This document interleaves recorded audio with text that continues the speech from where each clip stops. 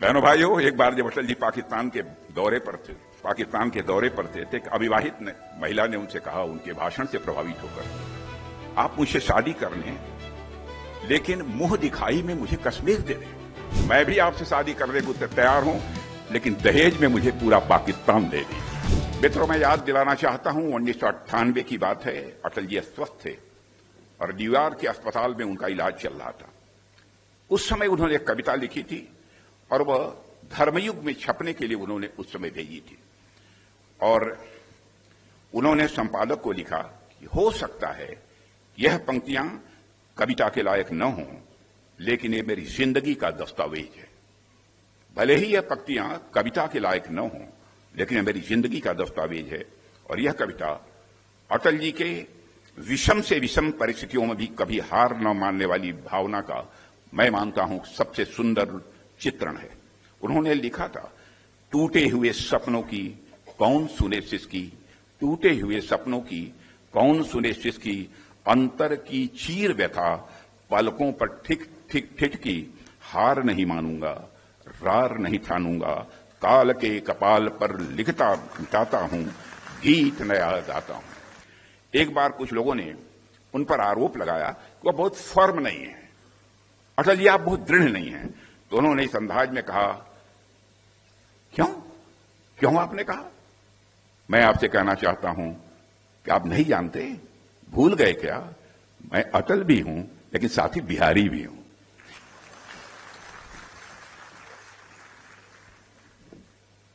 प्रत्युत्पन्नमति हमारे अटल बिहारी वाजपेयी थे। आपातकाल के दौरान में उनकी पीठ में जब दर्द हुआ, उस समय वह हिरासत में थे। उन्हें इलाज के लिए एम्स अस्पताल ले जाया गया। डॉक्टर ने पूछा कि दर्द कैसे हुआ, क्या आप कहीं झुक गए थे? तो कहा, डॉक्टर साहब जिंदगी में झुकना तो नहीं जानता, कहीं मुड़ गया होगा।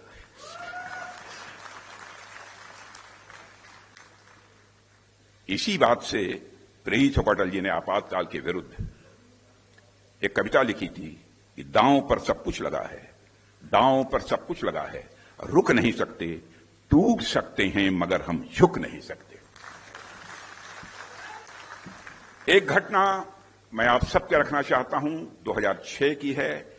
कुछ पत्रकारों ने अटल जी से पूछा, क्या इराक ऑयल कॉन्ट्रैक्ट घोटाले में कांग्रेस को बचाने के लिए पूर्व विदेश मंत्री नटवर सिंह को बलि का बकरा बनाया गया है?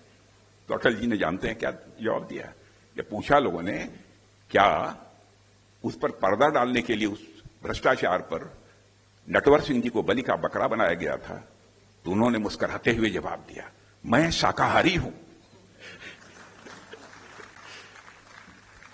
बहनों भाइयों, एक बार जब अटल जी पाकिस्तान के दौरे पर थे, ध्यान से सुनिएगा, जब एक बार वो पाकिस्तान के दौरे पर थे तो एक अविवाहित महिला ने उनसे कहा, उनके भाषण से प्रभावित होकर, आप मुझसे शादी कर लें लेकिन मुंह दिखाई में मुझे कश्मीर दे दें।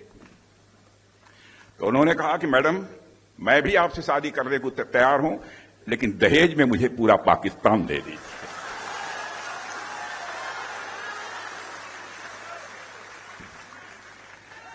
गजब का सेंस ऑफ ह्यूमर था, गजब का सेंस ऑफ ह्यूमर था अटल बिहारी वाजपेयी में। एक बार जब कांग्रेस के नेता श्री वाई चौहान कुछ समय के लिए जनता पार्टी में शामिल हुए और फिर दोबारा जब कांग्रेस में चले गए, तो एक रैली के दौरान अटल जी ने कटाक्ष करते हुए कहा कि हमने चौहान साहब से पूछा कि आपने क्या किया?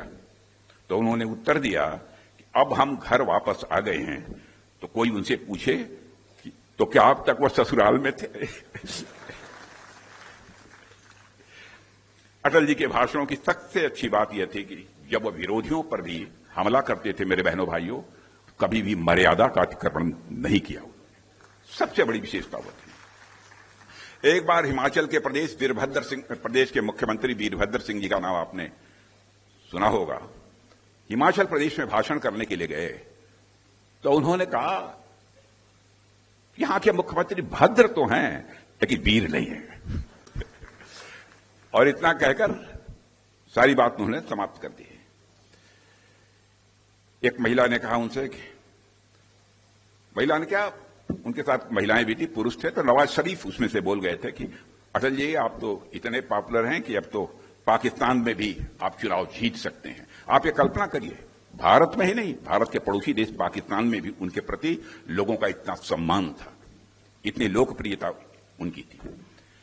साथियों, 1994 की बात है कि भारतीय जनता पार्टी में बहुत लोग शामिल हुए थे और पार्टी की सदस्यता बढ़ रही थी। तो इस बात को भी अटल जी ने अपनी काव्य शैली में बड़े अनूठे ढंग से बयान किया था। एक सभा में उन्होंने कहा था, यों बड़री अखिया लखी, यों बड़री अखिया लखी, आंखिन को सुख होत, यानी जैसे सुंदर बड़ी आंखों को देखकर आंखों को सुख और आनंद मिलता है, वैसे ही अपने वंश या परिवार को बढ़ता हुआ देखकर मन को अपार खुशी होती है। और जिस समय यह बात उन्होंने कही थी, मेरे बहनों भाइयों, मैं स्वयं उनके साथ था और हम सब के लिए गर्व का विषय है और यह प्रसन्नता का विषय है कि आज हमारी भाजपा के पहले राष्ट्रीय अध्यक्ष आदरणीय अटल बिहारी वाजपेयी थे।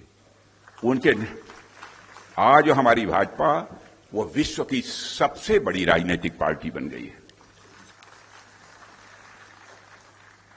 अटल जी ने लिखा है, चीर निशा का वक्ष पुनः चमकेगा दिनकर, चीर निशा का वक्ष पुनः चमकेगा दिनकर। वे स्वयं भी सूर्य की तरह भारत की राजनीति के क्षितिज पर चमकते रहे और हमेशा वो चमकते रहेंगे, ऐसा मेरा पूरा विश्वास है। मित्रों, मैं याद दिलाना चाहता हूं, 1998 की बात है। अटल जी अस्वस्थ थे और न्यूयॉर्क के अस्पताल में उनका इलाज चल रहा था।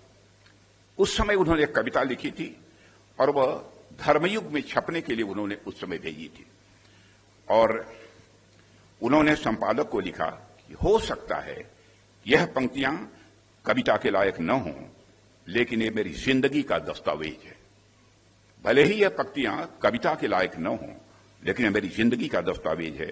और यह कविता अटल जी के विषम से विषम परिस्थितियों में भी कभी हार न मानने वाली भावना का, मैं मानता हूं, सबसे सुंदर चित्रण है। उन्होंने लिखा था, टूटे हुए सपनों की कौन सुने सिसकी, टूटे हुए सपनों की कौन सुने सिसकी, अंतर की चीर व्यथा पलकों पर ठिक ठिक ठिठकी, हार नहीं मानूंगा, रार नहीं ठानूंगा, काल के कपाल पर लिखता मिटाता हूं, गीत नया गाता हूं। एक बार कुछ लोगों ने उन पर आरोप लगाया कि वह बहुत फर्म नहीं है, अटल जी आप बहुत दृढ़ नहीं हैं। तो उन्होंने इस अंदाज में कहा, क्यों आपने कहा? मैं आपसे कहना चाहता हूं कि आप नहीं जानते, भूल गए क्या, मैं अटल भी हूं लेकिन साथ ही बिहारी भी हूं।